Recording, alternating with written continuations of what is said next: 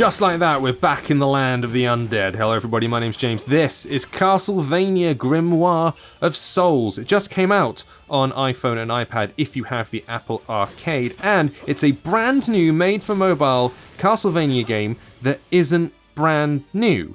What do I mean? Well, it's a game that technically, I'm going to double jump here, came out about 2-3 years ago. 2018 I think was when it first appeared, but it only appeared in Canada, and it only appeared for a very short space of time. Hang on, use your sub-weapon by flicking up. Oh, okay, very good. So it was out for, I don't know, a couple of months, and then vanished. Nobody knows why exactly, but if you played it in Canada, fair play, you were one of the few. Now, some 3 years later, it's arrived on Apple Arcade, and it's an interesting one, because on the one hand, you've got a game here that has been designed from the ground up for mobile, so the controls are different. They're not like the Castlevania port that we saw a year or two ago, where it's like, we'll take the console version and we'll just smash it on here, which worked, but obviously, you know, had its own shortcomings, let's say. This feels a lot more comfortable off the bat. However, what it does have is kind of the trappings of a free-to-play game that has been turned into a premium one, i.e. one that you don't actually have to pay for.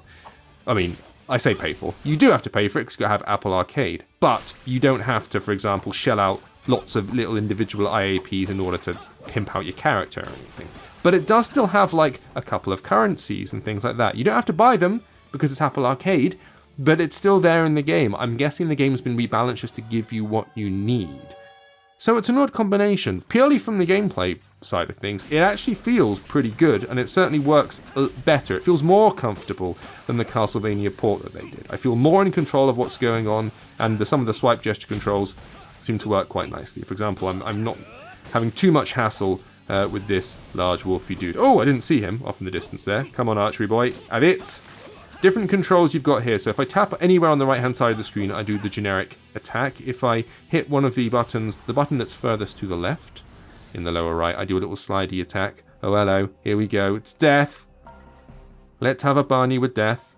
I've also got some gesture stuff. You saw the pop-ups appear on the screen. I'm about 2 stages into the initial prologue, and skipped through a surprising amount of story. They really lay on the lore thick in some quite nicely animated or quasi-animated cutscene bits that I was enjoying. Let's let Death have his monologue and let's get stuck in. Come on then, Death. Whoa, that looks bad. I imagine Death is going to absolutely smush me. He's got to, really. That's kind of his job. Starting attack. Oh, dodge, dodge, dodge, dodge, dodge. Move, move, move. There we go. Beautiful. I don't know if this is one of those you have to die for plot essential reasons attacks. Oh, no. Ooh, I didn't see him coming there. Very good. Let's try some of these swipey attacks. Swipe it up. Swipe it down. I don't know if either of those did any much good. Oh god, that's bad. Wait, Death, come here. The other thing it's got is a home screen. So rather than the kind of map-based approach that we are all accustomed to, that had to happen, didn't it? With Castlevania games, we were constantly going backwards and forwards. This appears to be small, mini little runs that you do, sort of select stages that you have to run through. Then you go back to a home screen, you do a bunch of leveling up, you improve your weaponry and that sort of stuff. So that feels more in common with the classic mobile and, to be honest, the classic free-to-play thing. The difference is obviously the platforming aesthetic, the actually very nice production standards that we've got going on here, and the fact that you're not being encouraged to buy IAPs or anything. There is just this currency floating around. Here we go, the full intro. See, all this is really nice. It's also got some of that static kind of hand-drawn animation you get in like Japanese animated novels and that sort of stuff. It's very, very nice. And they've given a reason for why Alucard is back and the thing, and it all went down in 2019, but now we've got to come back once again, and yada yada yada. Very pretty, I like.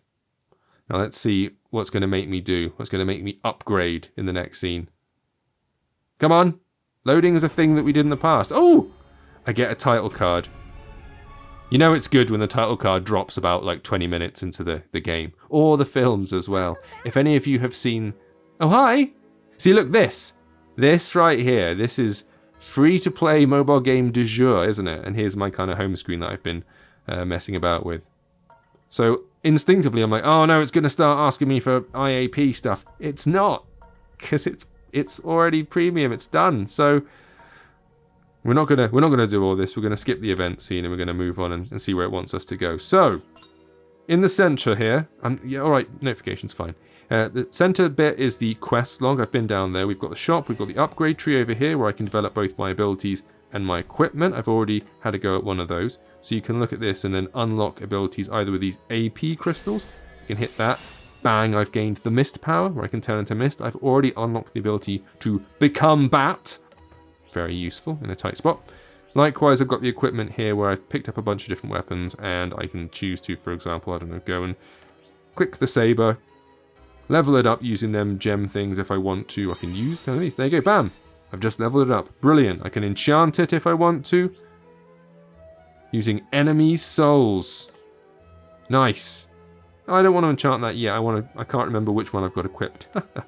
So, hang on, let's have a look. Which one's got the E? I've got both of those equipped. The bronze sword and this. Let's enchant it. Why not? I'm going to use some souls if I've got them. Go, enchant. Lovely. 3-star weapon there. I'm very happy. And then down here you've got the roster. We throw the book open. It gives you all the information about the character. You can see my equipped weapons. I can go into an auto-equip here where I just smash in all the best stuff and that'll optimize me for the next battle. Very useful. The other thing you can do is, I think I mentioned it earlier, but the auto-attack is an interesting thing. So, set in the game, you have the option to let the game fight for you. Only a little bit. It just means that when you step within the kind of boundaries or you step within the hitbox of an enemy, you'll start automatically doing your default attack.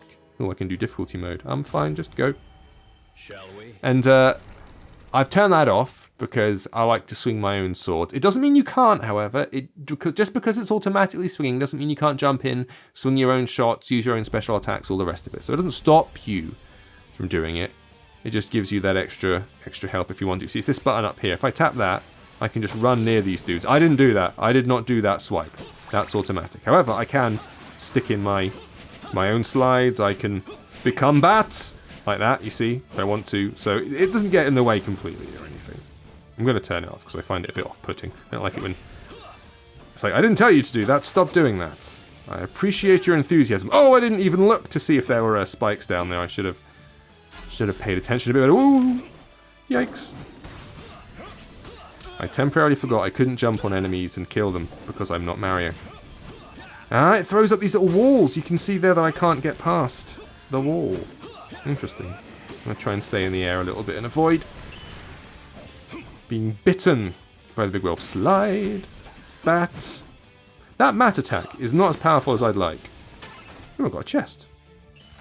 Lush. Come on then. Let's hackety slash. Brilliant. Let's get up here. Boing. Oh! No, that's not good. Run right to the edge. That's the stuff. And clearly I can go down here if I want to. Whoa! Oh! Oh, wow! Okay, so they tilt when they get bored. I'm going to take this guy out regardless. Because you shouldn't leave a dirty plate, and equally you shouldn't leave enemies on the screen when they could be dead. Say dead. They're already dead, aren't they?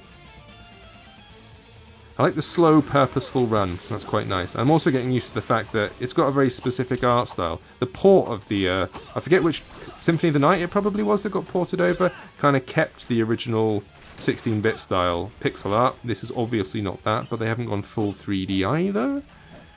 Certainly the tone suits it, I think. The colour palette's nice. They've got all the purples and stuff that I expect from a game like this.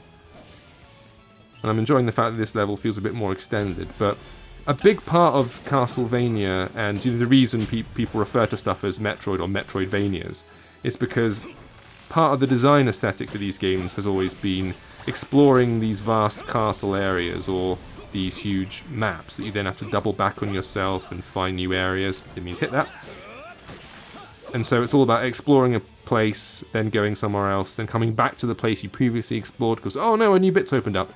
And clearly this doesn't have anything like that in it. This is just keep going right to left. So that's different. I'm not saying better or worse. You might be inferring that I am, but it's too early to tell. And to be honest with you, that kind of game is very popular for a certain amount of people. And they've brought it back a little bit recently, so the Ori games kind of have a bit of that going on in them, and yes, I like those games. I think they're really sweet. But, hey, they can branch out, they can try new things. Whoa, that's got a real kick to it. I'm going to slide under. Slide under. Oh, jump, jump. Ah. So I really need to get over his head if I'm going to avoid that big slash. Now get him from behind. That's the stuff. Beautiful. Skeleton Warrior level 1. And with that, I can charge into the castle. So, if you want to give this one a go, Apple Arcade at the moment, free, but, you know, £5 or $5 a month, you know how it works. Castlevania, Grimoire of Souls. Thank you for watching. I will see you next time.